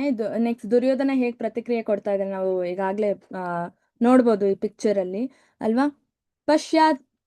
ಪಶ್ಯೈತಾಂ ಪಾಂಡುಪುತ್ರಾನಾಂ ಆಚಾರ್ಯ ಮಹತಾಂ ಚಮೂಂ ವ್ಯೂಢಾಂ ದ್ರುಪದ ಪುತ್ರೇನ ತವ ಶಿಷ್ಯೇನ ಧೀಮತಾ.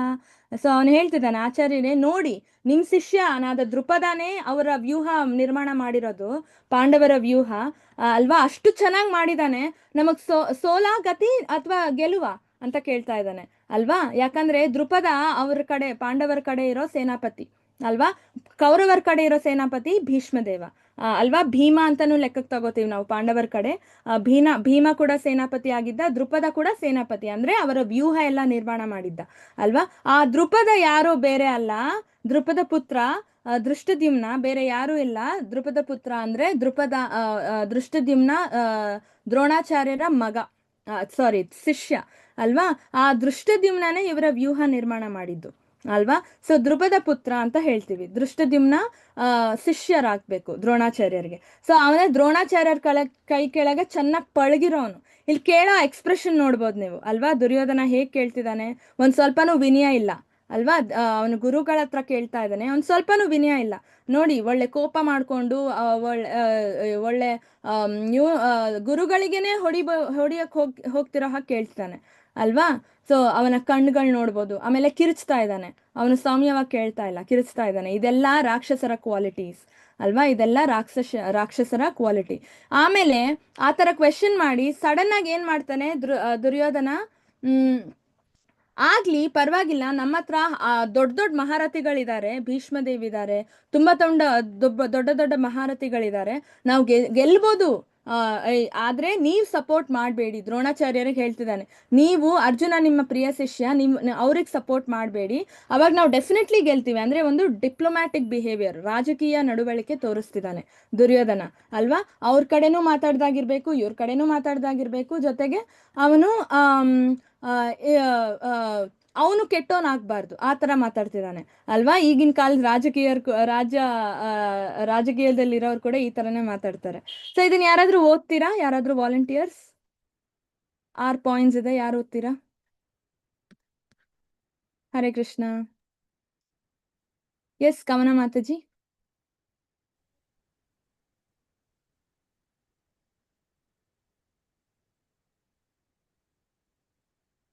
ಹರೇ ಕೃಷ್ಣ, ಯಾರಾದರೂ ಓದ್ತೀರಾ? ಕಾಣಿಸ್ತಿದೆಯಲ್ಲ ಸ್ಕ್ರೀನ್ ಮೇಲೆ.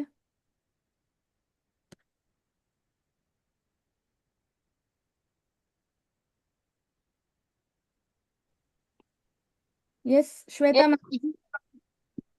ಹರೇ ಕೃಷ್ಣ. ಹರೇ ಕೃಷ್ಣ. ದ್ರೋಣಾಚಾರ್ಯರು ಈ ಬಾರಿ ಪಾಂಡವರೊಂದಿಗೆ ಸೌಮ್ಯವಾಗಿರುವುದಿಲ್ಲ ಎಂದು ಖಚಿತಪಡಿಸಿಕೊಳ್ಳಲು ದೃಷ್ಟದ್ಯುಮ್ನನನ್ನು ದ್ರುಪದ ಪುತ್ರೇಣ, ದ್ರೋಣನ ಶತ್ರು ದ್ರುಪದನ ಮಗ ಎಂದು ಕರೆಯುವುದು. ದ್ರೋಣಾಚಾರ್ಯರು ಯುದ್ಧವನ್ನು ಗಂಭೀರವಾಗಿ ಪರಿಗಣಿಸಲು ಪಾಂಡವರ ಕಡೆಯಿಂದ ಬಂದ ಎಲ್ಲಾ ಮಹಾನ್ ವೀರರನ್ನು ಉಲ್ಲೇಖಿಸಿದರು. ಭೀಮ ಮತ್ತು ಅರ್ಜುನರೊಂದಿಗೆ ಯುದ್ಧದಲ್ಲಿ ಎಲ್ಲರೂ ಸಮಾನರು ಎಂದು ಅವರು ಹೇಳುತ್ತಾರೆ. ತನ್ನ ಕಡೆಯಿಂದ ಮಹಾನ್ ವೀರರ ಹೆಸರನ್ನು ಹೇಳುವಾಗ ಅವನು ಮೊದಲು ಹಿರಿಯನಾದ ಭೀಷ್ಮನಿಗಿಂತ ಮುಂಚೆಯೇ ದ್ರೋಣಾಚಾರ್ಯರ ಹೆಸರನ್ನು ಉಲ್ಲೇಖಿಸಿದನು. ಏಕೆಂದರೆ ಕ್ಷತ್ರಿಯನ ಹೆಸರನ್ನು ಹೇಳುವ ಮೊದಲು ಬ್ರಾಹ್ಮಣರ ಹೆಸರನ್ನು ಉಲ್ಲೇಖಿಸುವುದು ಸ್ವೀಕಾರಾರ್ಹ ಶಿಷ್ಟಾಚಾರವಾಗಿದೆ. ಅವರು ಕೃಪಾಚಾರ್ಯ ದ್ರೋಣಾಚಾರ್ಯರ ಸೋದರ ಮಾವ ಮತ್ತು ಅಶ್ವತ್ಥಾಮ ದ್ರೋಣಾಚಾರ್ಯರ ಮಗ. ಅವರ ಹೆಸರನ್ನು ಮುಖ್ಯ ನಾಯಕರಾಗಿ ಉಲ್ಲೇಖಿಸಿದ್ದಾರೆ. ಅವನು ಮಹಾರಥಿಯಲ್ಲದಿದ್ದರೂ ವಿಕರ್ಣನ ಅಂದರೆ ದುರ್ಯೋಧನನ ಕಿರಿಯ ಸಹೋದರ ಹೆಸರನ್ನು ಹೇಳಿದನು. ಅವನ ಪರವಾಗಿ ಹೋರಾಡಲು ಅವನನ್ನು ಪ್ರೇರೇಪಿಸುವ ಸಲುವಾಗಿ ದ್ರೌಪದಿಯ ವಸ್ತ್ರಾಪರಣ ಘಟನೆಯನ್ನು ವಿರೋಧಿಸಿದ ಕೌರವನ ಕಡೆಯಿಂದ ಅವನು ಒಬ್ಬನೇ. ಅವನು ಹೇಳಿದನು, ನನ್ನ ಸಲುವಾಗಿ ತಮ್ಮ ಪ್ರಾಣವನ್ನು ತ್ಯಾಗ ಮಾಡಲು ಸಿದ್ಧರಾಗಿರುವ ಅನೇಕ ವೀರರು ಇದ್ದಾರೆ. ಅವರು ಶಸ್ತ್ರಾಸ್ತ್ರಗಳನ್ನು ಹೊಂದಿದ್ದಾರೆ ಮತ್ತು ಸೇನೆಯನ್ನು ರಚಿಸುವ ವಿಜ್ಞಾನದಲ್ಲಿ ಅನುಭವಿಯಾಗಿದ್ದಾರೆ. Hare Krishna. Thank you so much Mataji.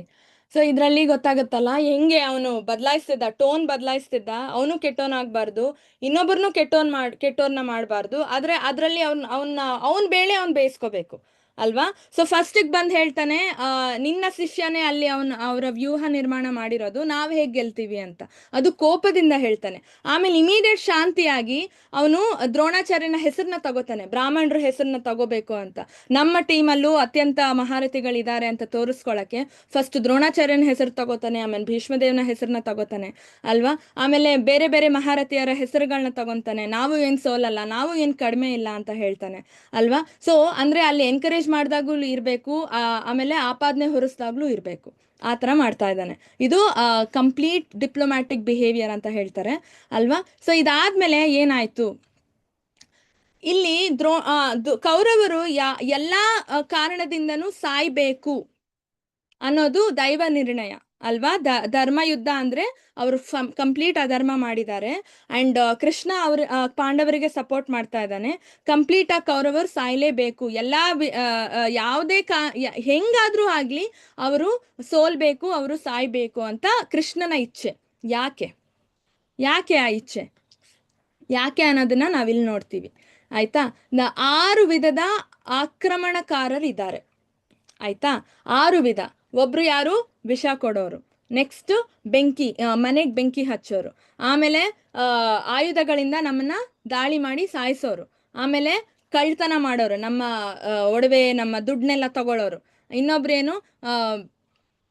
ಇನ್ನೊಬ್ಬರ ನಮ್ಮ ಮನೆ ಆಗಿರ್ಲಿ, ನಮ್ಮ ಭೂಮಿನ ತಗೊಳ್ಳೋರು, ಆಕ್ರಮಿಸೋರು. ಆಮೇಲೆ ಒಬ್ಬರ ಹೆಂಡತಿನ ಆಕ್ರಮಿಸೋರು ಅಲ್ವಾ, ಅಪಹರಿಸೋರು. ಸೊ ಈ 6 ವಿಧದ ಆಕ್ರಮಣಕಾರರಿದ್ದಾರೆ. ಇವರು ಶಾಸ್ತ್ರದಲ್ಲಿ ಕೊಟ್ಟಿದ್ದಾರೆ, ಈ 6 ವಿಧದ ಆಕ್ರಮಣಕಾರರು ಸಾಯ್ಲೇಬೇಕು, ಅವ್ರು ಬದುಕೋ ಅರ್ಹತೆ ಅವ್ರು ಕಳ್ಕೊಂತಾರೆ. ಸೊ ಈ 6 ಮಾಡಿದ್ದಾರೆ ದುರ್ಯೋಧನ ಅವರು. ಏನ್ ಮಾಡಿದ್ದಾರೆ? ವಿಷ ಕೊಟ್ರು ಭೀಮನ್ಗೆ ಚಿಕ್ಕ ವಯಸ್ಸಲ್ಲಿ, ಆಯ್ತಾ. ಅವರಿಗೋಸ್ಕರ ವ್ಯಾಕ್ಸ್ ಹೌಸ್ ಮಾಡಿದ್ರು, ಮೇಣದ ಒಂದು ಹೌಸ್ ಮಾಡಿ ಅದಕ್ಕೆ ಬೆಂಕಿ ಇಡಕ್ ಹೋದ್ರು ಅಲ್ವಾ. ಆಮೇಲೆ ಅವ್ರಿಗೆ ಇದು ಮಾಡಕ್ ಹೋದ್ರು, ಮಾರಕ ಆಯುಧಗಳಿಂದ ದಾಳಿ ಮಾಡಿದ್ರು. ಆಮೇಲೆ ಅವ್ರಿಗೆ ಸಿಗ್ಬೇಕಾಗಿರೋ ರಾಜ್ಯನ ಇವ್ರು ಲಪ್ಟಾಯಿಸಿದ್ರು ಅಲ್ವಾ. ಆಮೇಲೆ ಅವರ ಭೂಮಿನ ತಗೊಂಡ್ರು, ಅವ್ರು ರಾಜ್ಯಭಾರ ಮಾಡ್ಬೇಕಿತ್ತು ಅದನ್ನ ತಗೊಂಡ್ರು.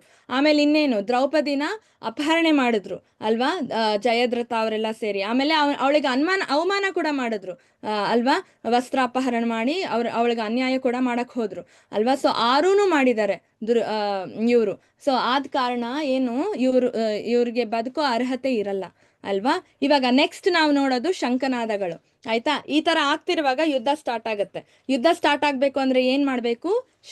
ಶಂಖ ಊದ್ತಾರೆ. ಫಸ್ಟ್ ಊದಿದ್ದು ಕೃಷ್ಣ ಊದ್ತಾನೆ. ಆಮೇಲೆ ಅರ್ಜುನ ಊದ್ತಾನೆ. ಆಮೇಲೆ ಎಲ್ಲರೂ ಊದಕ್ಕೆ ಸ್ಟಾರ್ಟ್ ಮಾಡ್ತಾರೆ.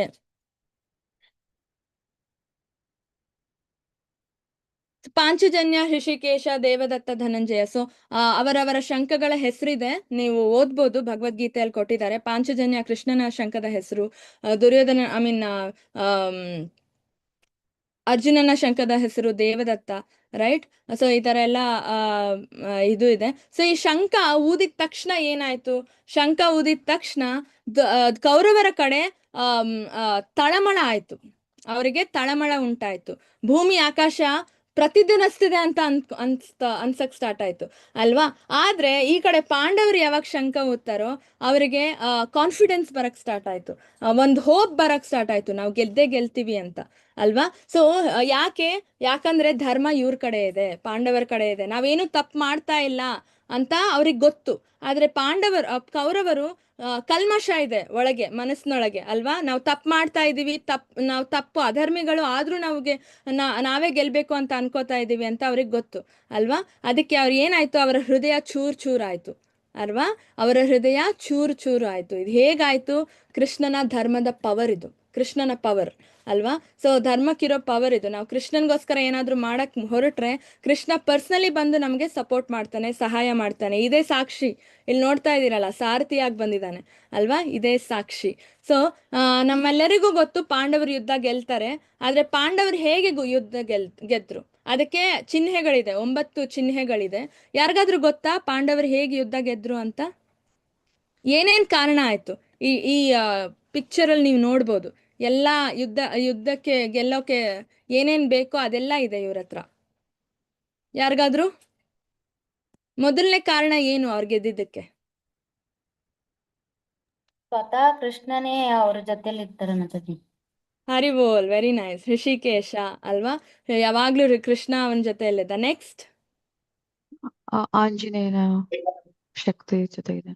ಹೌದು, ಇಲ್ಲಿ ನೋಡ್ಬೋದು ನೀವು, ಫ್ಲಾಗ್ ಮೇಲೆ ಆಂಜನೇಯ ಅಲ್ವಾ. ಸೊ ಹನುಮಂತನ ಪವರ್ ಕೂಡ ಇತ್ತು. ನೆಕ್ಸ್ಟ್ ಹನುಮಂತ ವಿಜಯಕ್ಕೆ ಸಿಂಬಲೈಸ್ ಆಗ್ತಾನೆ ಅಲ್ವಾ. ನೆಕ್ಸ್ಟ್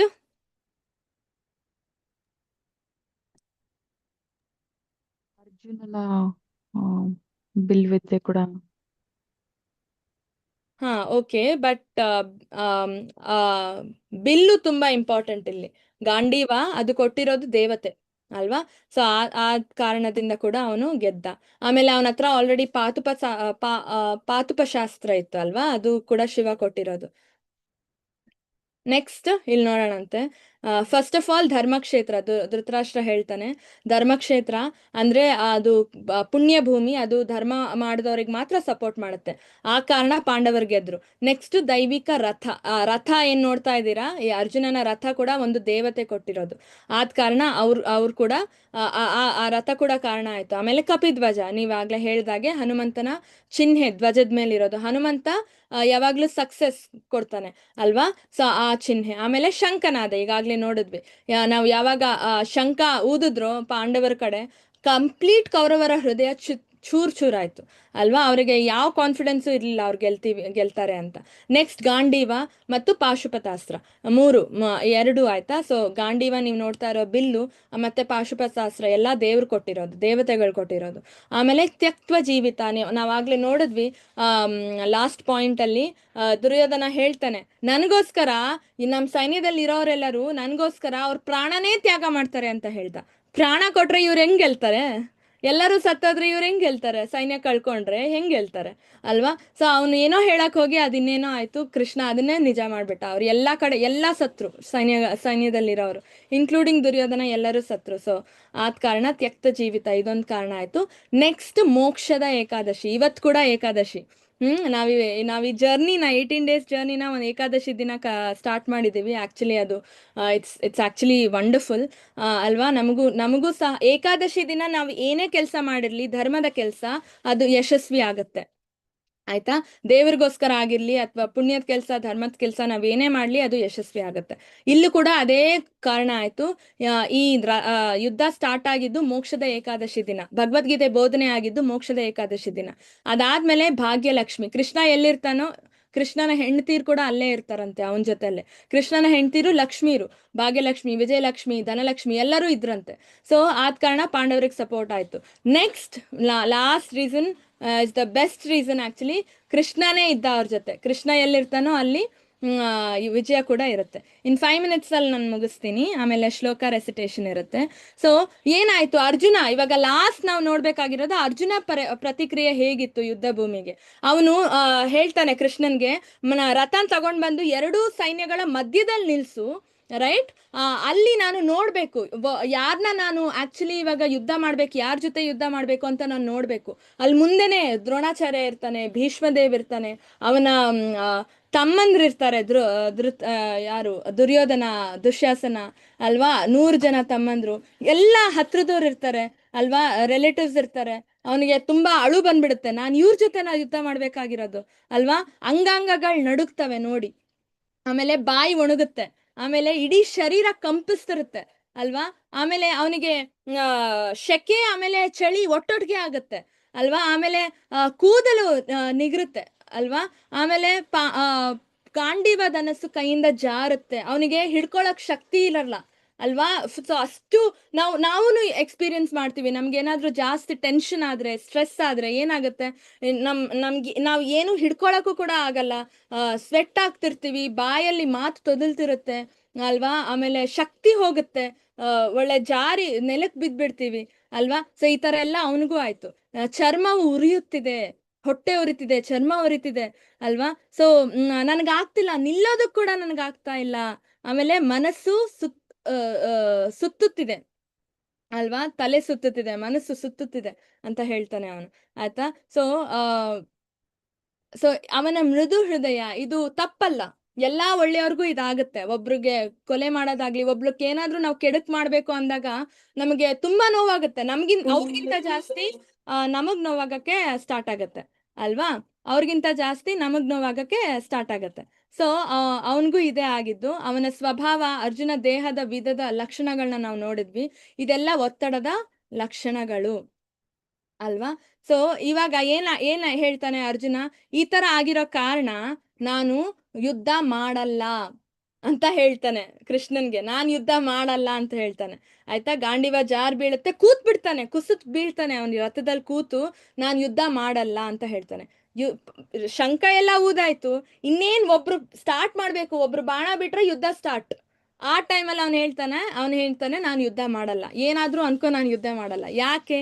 ಅವ್ನು ಕೊಡ್ತಾನೆ ರೀಸನ್ಸ್, ಕಾರಣಗಳು ಕೊಡ್ತಾನೆ. ಏನು? ಫಸ್ಟ್ ಸಹಾನುಭೂತಿ ಅಲ್ವಾ. ನನ್ನ ತಮ್ಮಂದ್ರೆ ನಾನು ಹೆಂಗ್ ಕೊಲ್ಲಿ, ನನ್ನ ಅಣ್ಣಂದ್ರೆ ನಾನು ಹೆಂಗ್ ಕೊಲ್ಲಿ, ನನ್ನ ಗುರು, ನನ್ನ ದ್ರೋಣಾಚಾರ್ಯ, ನನ್ನ ತಾತ ಭೀಷ್ಮದೇವ್, ಇವರೆಲ್ಲ ದೊಡ್ಡವರು, ನಾನು ಪಾಪ ಬರುತ್ತೆ ನನ್ ಕೊಂದ್ರೆ, ನಾನು ಯಾವ ಖುಷಿಗೆ ಯುದ್ಧ ಮಾಡ್ಲಿ? ಅಕಸ್ಮಾತ್ ನನ್ ಯುದ್ಧದಲ್ಲಿ ಗೆದ್ರು ಅಲ್ವಾ, ಅವ್ರನ್ನೆಲ್ಲ ಕೊಂದು ಅವ್ರ ರಕ್ತದ ಮೇಲೆ ನಾನು ರಾಜ್ಯಭಾರ ಮಾಡ್ಬೇಕು, ಯಾವ ಖುಷಿ ಸಿಗುತ್ತೆ ನನಗೆ? ಸಂತೋಷವಿಲ್ಲ ಅಂತ ಹೇಳ್ತಾನೆ.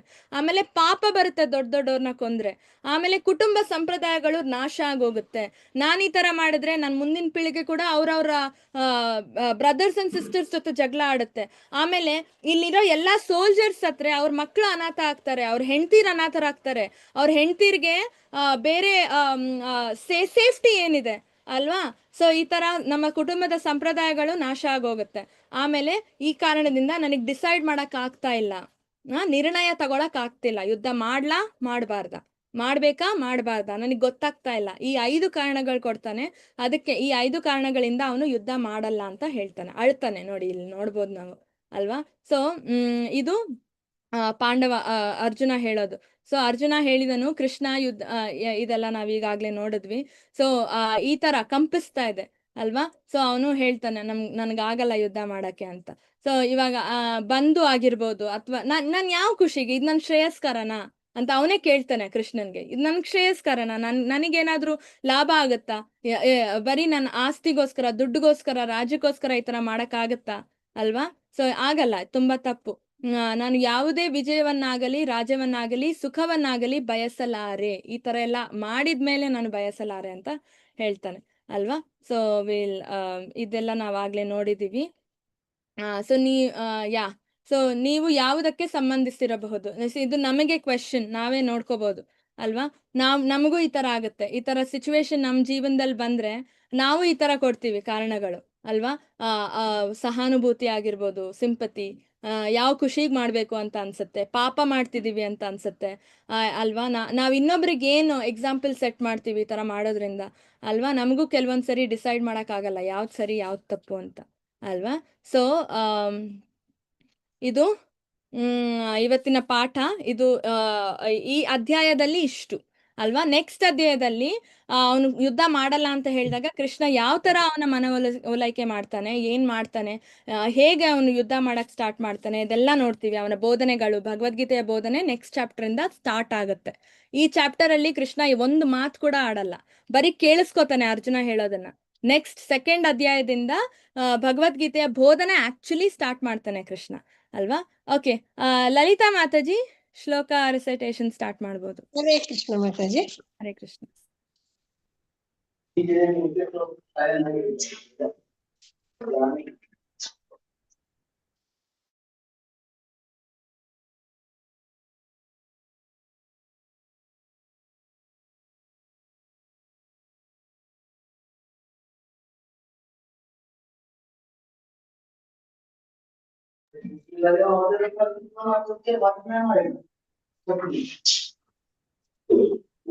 ಹರೇ ಕೃಷ್ಣ, ದಯವಿಟ್ಟು ಮ್ಯೂಟ್ ಅಲ್ಲಿರಿ.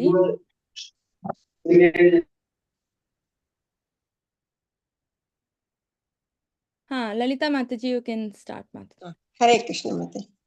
ಎಲ್ಲ ಭಕ್ತಾದಿಗಳಿಗೆ ಹರೇ ಕೃಷ್ಣ. ನಾವು ದಿನಕ್ಕೆ ಒಂದೊಂದು ಭಗವದ್ಗೀತೆ ಶ್ಲೋಕನ ಕಲಿಯೋಣ. ಹರೇ ಕೃಷ್ಣ. ಇವತ್ತು ಮೊದಲನೇ ಶ್ಲೋಕ ತಗೊಳ್ಳೋಣ.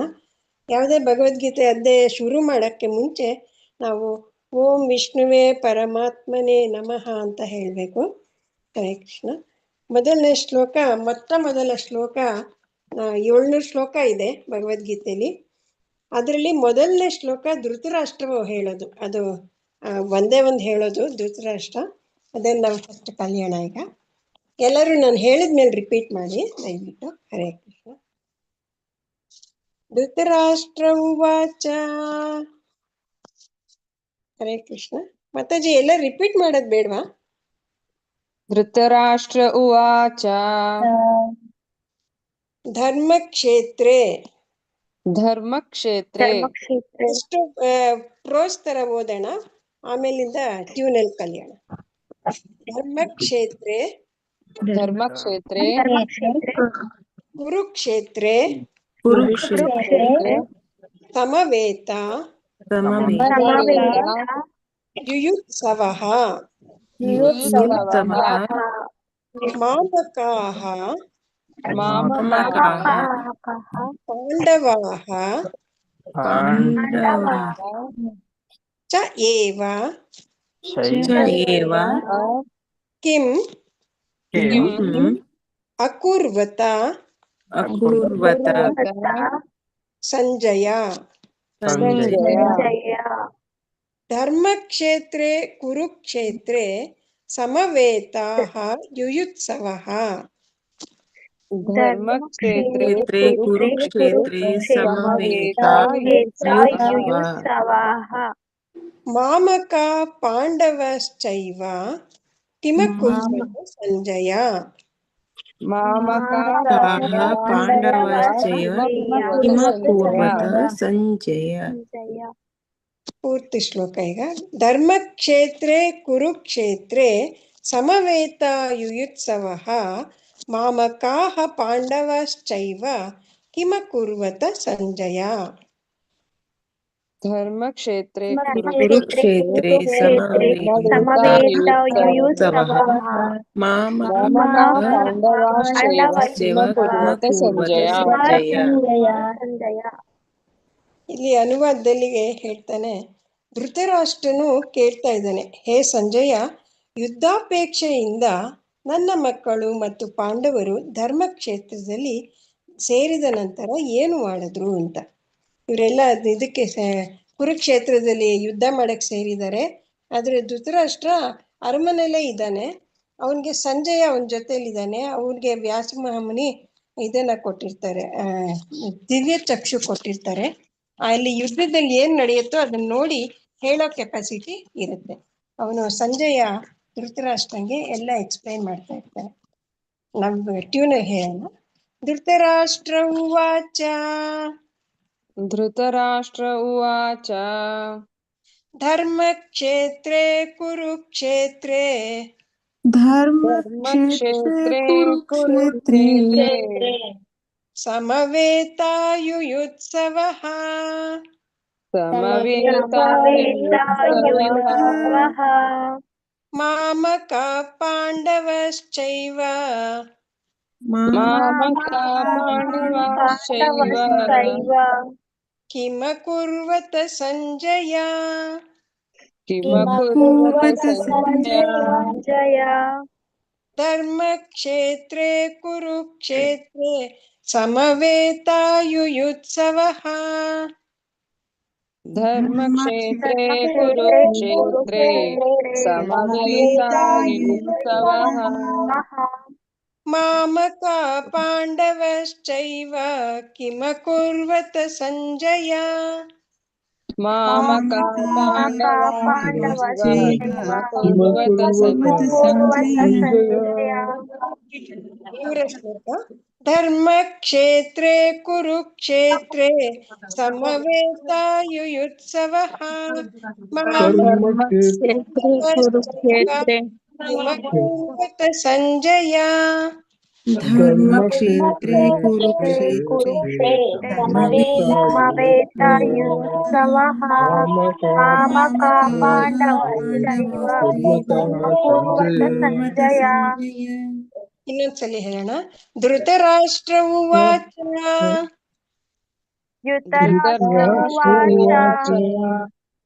ಪೂರ್ತಿ ಶ್ಲೋಕ ಹೇಳೋಣ.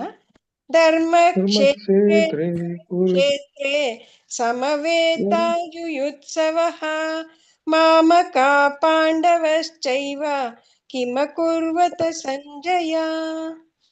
ಧರ್ಮಕ್ಷೇತ್ರೇ ಕುರುಕ್ಷೇತ್ರೇ ಸಮವೇತಾಯುತ್ಸವಃ ಮಾಮಕಾಃ ಪಾಂಡವಶ್ಚೈವ ಕುರ್ವತ ಸಂಜಯ. ಕೃಷ್ಣ, ಎಲ್ರಿಗೂ ಧನ್ಯವಾದಗಳು. ಇದೇ ರೀತಿ ನಾವು ಒಂದೊಂದು ದಿವಸ ಒಂದೊಂದು ಶ್ಲೋಕ ಓದೋಣ, ಈ ತರ ಕಲಿಯೋಣ. Hare Krishna. Radhika Mataji. Thank you so much Mataji. Hare Krishna. Hare Krishna. ಇದು ಮೊದಲನೇ ಚಾಪ್ಟರ್ ಇಲ್ಲಿರೋ ಮೊದಲನೇ ಇಂಪಾರ್ಟೆಂಟ್ ಶ್ಲೋಕ. ಸೊ ನಾಳೆ ನಾವು ಇದನ್ನೇ ರಿಪೀಟ್ ಮಾಡೋಣ ಅಂತ, ರಿವಿಷನ್ ಮಾಡೋಣ.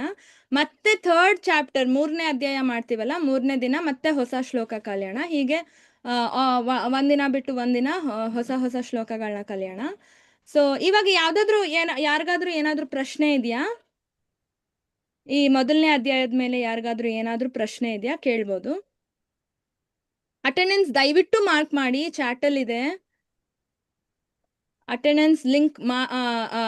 ನೀವು ಅಟೆಂಡೆನ್ಸ್ ಕೊಟ್ರೆ ಸರ್ಟಿಫಿಕೇಟ್ ತಗೋಬಹುದು ನೀವು, ಇಲ್ಲ ಅಂದ್ರೆ ಕಷ್ಟ ಆಗತ್ತೆ. ಕ್ವಿಜ್ ಮಾಡಬೇಕು, ಅಟೆಂಡೆನ್ಸ್ ಮಾರ್ಕ್ ಮಾಡಬೇಕು. ಚಾಟಲ್ ಇದೆ, ದಯವಿಟ್ಟು ಮಾರ್ಕ್ ಮಾಡಿ. ಮತ್ತೆ ಯಾರಿಗಾದ್ರೂ ಏನಾದ್ರೂ ಪ್ರಶ್ನೆ ಇದೆಯಾ ಈ ಅಧ್ಯಾಯದ ಮೇಲೆ, ಅಥವಾ ಈ ಕೋರ್ಸ್ ಮೇಲೆ, ಲೆವೆಲ್ 1 ಕೋರ್ಸ್ ಮೇಲೆ ಏನಾದ್ರೂ ಪ್ರಶ್ನೆ ಇದೆಯಾ?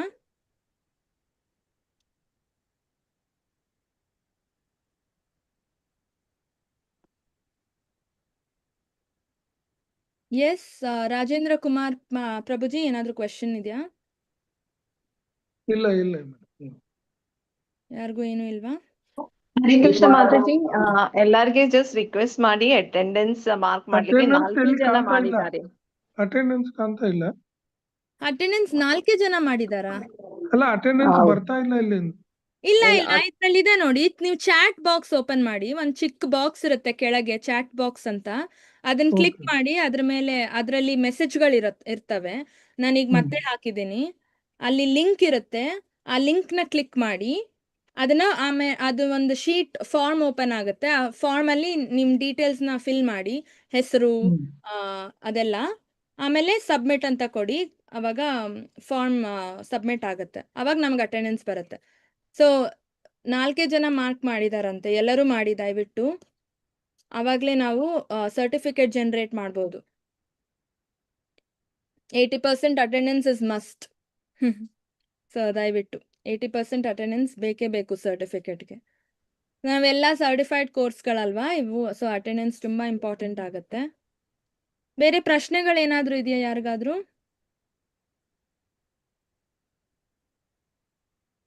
ಮಾತಾಜಿ, ಯಾರಿಗೆ ಆಗುದಿಲ್ಲ ಅಟೆಂಡೆನ್ಸ್, ಸ್ವಲ್ಪ ಇದು ಪ್ರಾಬ್ಲಮ್ ಉಂಟು, ಅವರ ಕೋ ಗೆ ಜಸ್ಟ್ ಮೆಸೇಜ್ ಕಳಿಸ್ಬೋದು ಮಾತಾಜಿ. ಹಾ, ಸೊ ನಿಮ್ಗೆ ಏನಾದ್ರೂ ಅಟೆಂಡೆನ್ಸ್ ಫಿಲ್ ಮಾಡಕ್ ಆಗಿಲ್ಲ, ಗೊತ್ತಾಗಿಲ್ಲ ಕರೆಕ್ಟ್ ಆಗಿ ಅಂದ್ರೆ ನಿಮ್ಮ ಕೋ ಹೋಸ್ಟ್ಗೆ ಮೆಸೇಜ್ ಮಾಡಿ, ನಾನು ಕ್ಲಾಸಲ್ಲಿ ಇದ್ದೆ, ನನಗೆ ಅಟೆಂಡೆನ್ಸ್ ಫಿಲ್ ಮಾಡಕ್ ಆಗಿಲ್ಲ ಅಂತ ಈ ಅಟೆಂಡೆನ್ಸ್ ಫಾರ್ಮ್ ಲಿಂಕ್ ಕಳಿಸಿ ಹೇಳಿ. ಇಲ್ಲ ಅಂದ್ರೆ ಅವ್ರು ನಿಮ್ಗೆ ಹೆಲ್ಪ್ ಮಾಡ್ತಾರೆ ಅಟೆಂಡೆನ್ಸ್ ಹಾಕಕ್ಕೆ.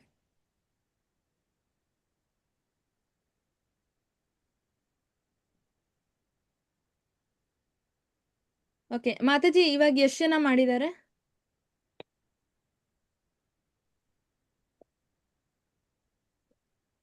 11 ಮಾತಾಜಿ.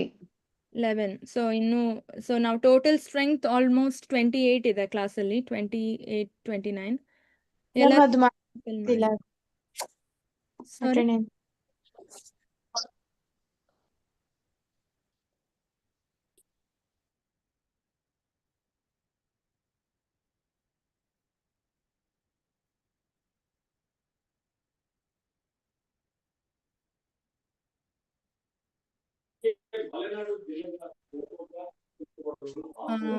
ದಯವಿಟ್ಟು ಫಿಲ್ ಮಾಡಿ.